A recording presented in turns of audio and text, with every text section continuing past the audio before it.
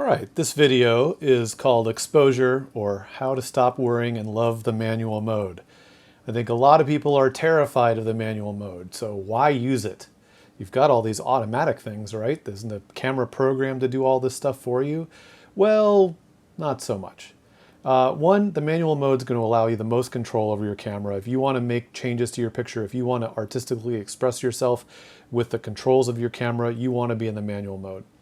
It gives you also a real understanding of the relationship between these creative controls like ISO, aperture, and shutter speed. Plus, you didn't sign up for a class like this to keep using auto, right? So we're going to dive into this and learn how to make our own exposures in the manual mode. And the first step of that is to take a meter reading. What does that mean? Well, your camera has a built-in light meter, and that light meter reads the amount of light that's being reflected off of your subject back to the camera. Now, your camera makes an assumption that your subject, your scene, the lights, the darks, the middle tones, all reflect an average of about 18% of the light that strikes it, which we would consider middle gray. And that's usually pretty close. Sometimes it's way off, but it's usually pretty close. So your camera has a built-in reflective light meter. Now, your camera also has different metering modes, and we've discussed this previously in the camera settings video, but essentially you want to be in, most of the time, you want to be in the matrix, which is Nikon's name for it, or the evaluative, Canon's name for it, one of these two metering modes. In these metering modes, your camera is going to compare different zones of your frame and choose an exposure which is like halfway between the brightest and the darkest zone. Center weighted is going to take most of its reading from the center of the frame, and spot metering is going to take all of its metering information from the very tiniest little 2-degree spot in the middle of the frame. That's fine if you're a very advanced user, but for a beginner, I don't recommend it. Now, in the old days, if we had a film camera, it had a physical needle that went up and down along the side of the camera. If it was pointing toward the top, like we see here, that meant the current settings were letting in too much light, that your image would be overexposed, it would be too bright. If it was pointed down toward the minus side, that meant that you were not getting enough light into the camera, that the image would be underexposed or too dark. Our goal was to have it right in the center, which would indicate a correct exposure, which was just right, and we'll call that 0. Now, in the modern day digital SLR, you have something kind of similar. When you look through the viewfinder and you tap the shutter button to wake up the display, you will see some data at the bottom, including a little digital version of that needle. Instead of a physical needle, we now have a little digital needle that goes side to side from plus to minus and 0 right in the middle. Our goal is to get it to point at 0. Here we see it pointing at 0. It's not going to be too bright. It's not going to be too dark. Hopefully it's going to be just right. But if you don't have the right settings, you can see here that the aperture has changed to f8. And so we have more light coming in than before. We're letting in twice as much light before, or what we would call one stop. You can see that the needle is pointing one full dot toward the plus side here, indicating that we have one stop of overexposure, which is twice as much light than was coming in before. Now, that doesn't mean that the image is unusable. It's brighter, but it's probably still usable. The highlights are starting to get a little close to white, and we might start losing a little bit of detail if we go any further.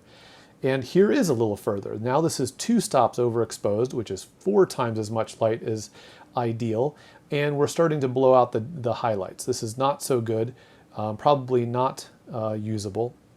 And we call that, that highlight maxing out is blown out. We're blowing out the highlights.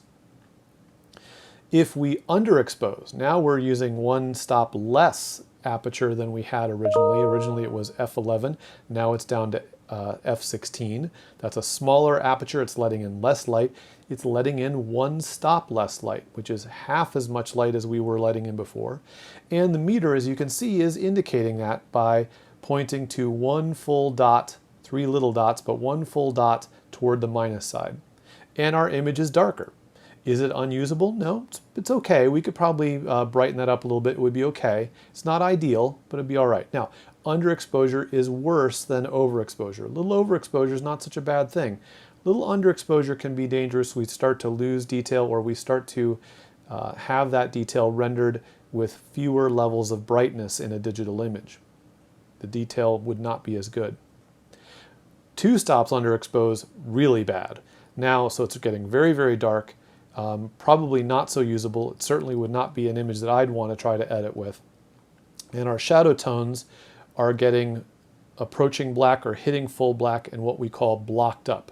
They're becoming blocked up black. So this is 2 stops underexposed, definitely not ideal.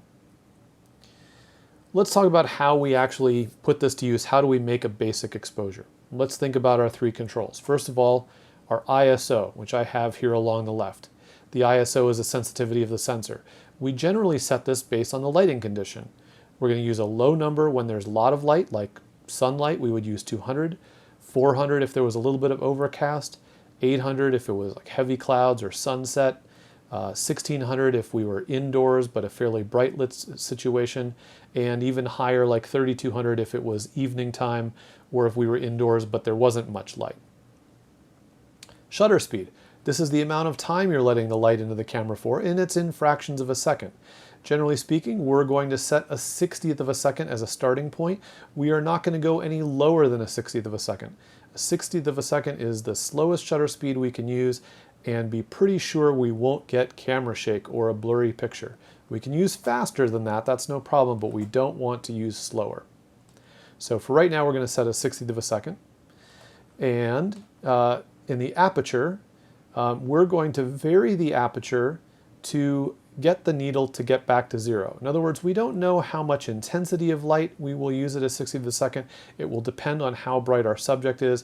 But we're going to dial the aperture up and down, and I will say that the lower numbers are the wider open openings, so they're letting in more light, and the higher numbers are letting in less light. They're the smaller openings.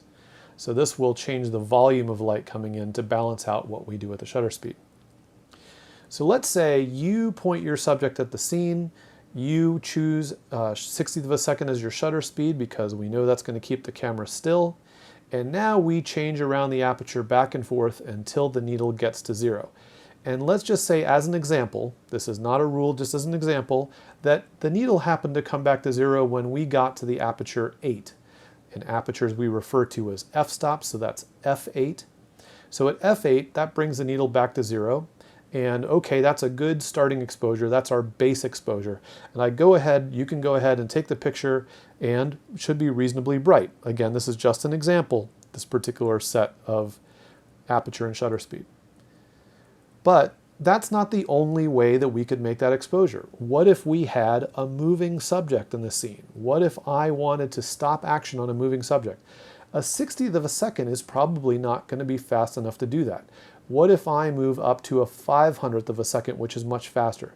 That's going to do a better job of freezing the subject. However, what's the problem? Well, that's 3 stops less light coming into the camera when I choose that faster shutter speed, and my needle is going to go way, way to the minus side to try to tell me not to take this picture. I have cut down the light by 3 stops.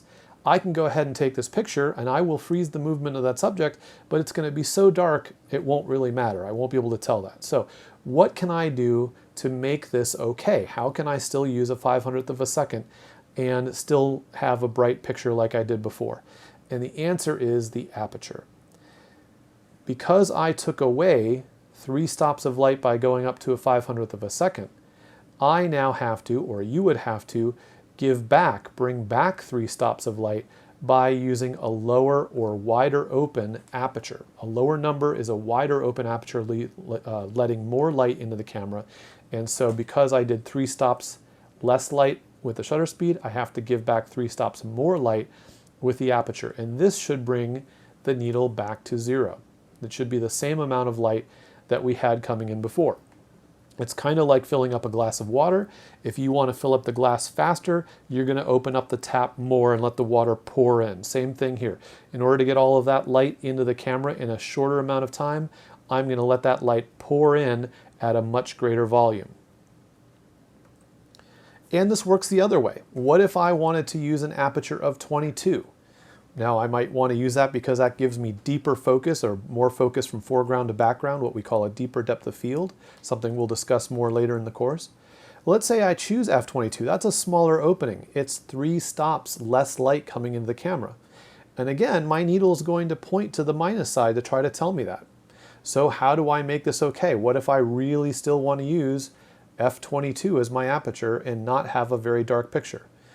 You've probably guessed already, but because I went down 3 stops here, 3 stops less light with the aperture, I have to go this way 3 stops less light, or sorry, 3 stops slower on the shutter speed, which will be more light coming in by time. And when I do that, my needle will come back to 0, and that is what we call an equivalent or reciprocal exposure, just like we did before. The same amount of light in the camera. But can you see the problem that we might have now with this new exposure? 1/8 of a second is a very slow shutter speed. If I'm holding the camera in my hands, I'm guaranteed to probably have some camera shake, some blurriness in my picture. So what can I do to now make this okay? I really, really want to use f/22. I want to have a bright enough picture, but I don't want to have camera shake at 1/8 of a second. What can I do? Well, there's 2 obvious solutions. One may be more obvious than the other. The first is, as I point out here in number 1, use a tripod. If I have a tripod, then it doesn't really matter what my shutter speed is in terms of camera shake. It's going to prevent camera shake. But what if I didn't have a tripod? What if I still had to hold the camera in my hands? Is there anything else I can do? Lean up against a tree or hold your breath or something like that, but that's not really that great. What if I still wanted to get back to a 1/60th of a second? Well, what I can do is raise the ISO, move the ISO higher. Every stop I move the ISO higher, the more sensitive my sensor is and the less light it needs to make the picture. And these are stops too. So if I want to get back 3 stops here, I can increase my ISO 3 stops here. Let's say my ISO had been 200. I would move my ISO up from 200 to 1600. That's 3 stops. And that would give me a reciprocal increase of 3 stops on my shutter speed. I could now use a 1/60th of a second, an f/22, and I would get the same amount of light that I did before, the same brightness of picture that I did before. So all 3 of these exposures, and you can imagine a few more in between, right? They're all the same amount of exposure. They're all equivalent. They are all reciprocal. They're letting in the same amount of light, but they're doing it differently. One is faster with more volume of light. One is slower with a small volume of light. So let's try now, and you're going to try the following exercises. First, an equivalent exposure exercise. I want you to set your ISO to 1600 for indoors. You're going to shoot indoors. Try 3200 if it's not very bright where you are. Set your shutter speed to 1/60th. You could use 1/25th if it's very bright where you are indoors. Point your camera at a scene near you with some detail, not just like a white wall, but something with some detail, some information. Tap the shutter button to wake up the meter. And now, look where that needle is pointing. I want you to adjust the aperture until that needle points to 0, and then take the picture and play it back. It should be reasonably bright. Should be not too dark, not too bright. Now, once you've made that picture, first, congratulations, you made a picture all on your own with the manual mode. Now, you're going to make the same picture, but before you do, I want you to change the shutter speed now down to 4 or 1/4. Not 4 with a little double quotation mark, that would mean 4 seconds, but 1/4 of a second. Now meter again. Probably your needle is pointing way to the plus side because you're about to let in a lot more light by time. So now you have to adjust your needle until the needle comes to 0 again. It's probably going to be at a higher number aperture. Once you get it back to the needle back to 0, take the photograph and really listen to the shutter when you do. You're going to notice there's a much slower shutter speed. You can actually hear the beginning, click, click, between the beginning of the shutter speed and the end of the shutter speed. That tells you that's a very slow shutter speed, probably way too slow. Your picture is going to be just as bright as before, but probably not very sharp. If you play back those 2 pictures and zoom in on the details, you'll probably notice a big difference that the second one is not very sharp. Now the second exercise I want you to do, and this will be an outdoor exercise if possible, is set your ISO to 200 for outdoors or 800 if it's very cloudy outside. Set your shutter speed to 1/250, a 250th of a second. Now go outside and I want you to photograph different subjects, some in bright light, some in darker light, some maybe in the shade. And each time you're going to point your camera at the scene, tap the shutter button to wake up the meter, and take a look where the needle is. If the needle's not already on 0, you're going to adjust the aperture every single time to bring that needle back to 0. And do this while you're pointing the camera at what you're going to take a picture of. Don't point your camera down at your shoes or off to somewhere else. Point the camera at what you're going to photograph. Bring the needle back to 0 by adjusting the aperture every single time. Now, if the needle can't quite get back to 0, you might have to move the shutter speed a little faster or slower. Faster if the needle is staying on the plus side and you can't quite get it to 0 from the plus side. And if it's on the minus side, you can't get it quite back to 0, go to a slightly slower shutter speed and try that. Walk around, take pictures of lots of different subjects. See if you can keep bringing that needle back to 0, which will give you a proper exposure each time.